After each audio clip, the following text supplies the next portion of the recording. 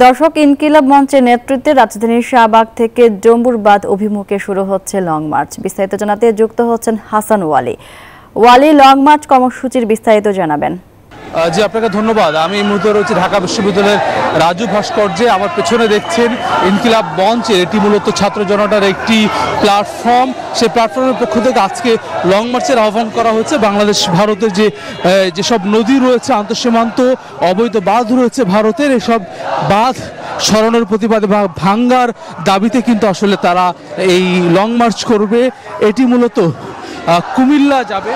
আমরা একটু আগে শাহবাগে সমাবেশ করেছেন এই মঞ্চের যারা নেতৃবৃন্দ রয়েছেন, শিক্ষার্থীরা, ঢাকা বিশ্ববিদ্যালয়ের শিক্ষার্থীরা মূলত তারা ত্রিপুরার ডুম্বুরবাদ অভিমুখে এই লং মার্চের ঘোষণা দিয়েছেন। আজকে সেটি করবেন এবং কুমিল্লায় যে এটি পথসভার মধ্য দিয়ে কিন্তু শেষ হবে।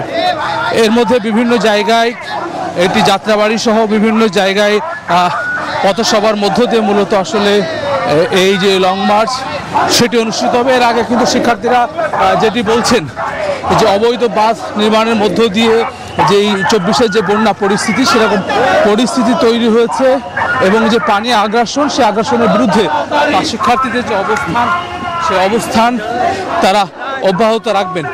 আমরা দেখেছি বিভিন্ন জায়গা থেকে সকাল থেকে শিক্ষার্থীরা, বিভিন্ন শ্রেণী পেশার মানুষ এসেছেন শাহবাগে এবং সেটি শাহবাগে যে লং মার্চ পূর্ব সমাবেশ শেষে ঢাকা বিশ্ববিদ্যালয়ের রাজু ভাস্কর্য প্রদক্ষিণ করে এটি আবারও শাহবাগ হয়ে যাচ্ছে এবং শাহবাগ থেকে কিন্তু আসলে এই যে গাড়িবহ লং মার্চের সেটি শুরু হবে চিটাগাং রোডে।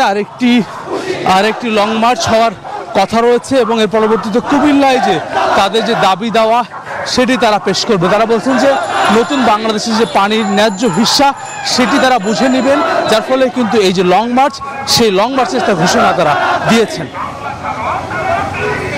ওয়ালি, আপনাকে ধন্যবাদ। এনজিওর কিস্তি প্রথমবার বিকাশ পেমেন্ট করলেই 20 টাকা ইনস্ট্যান্ট ক্যাশব্যাক।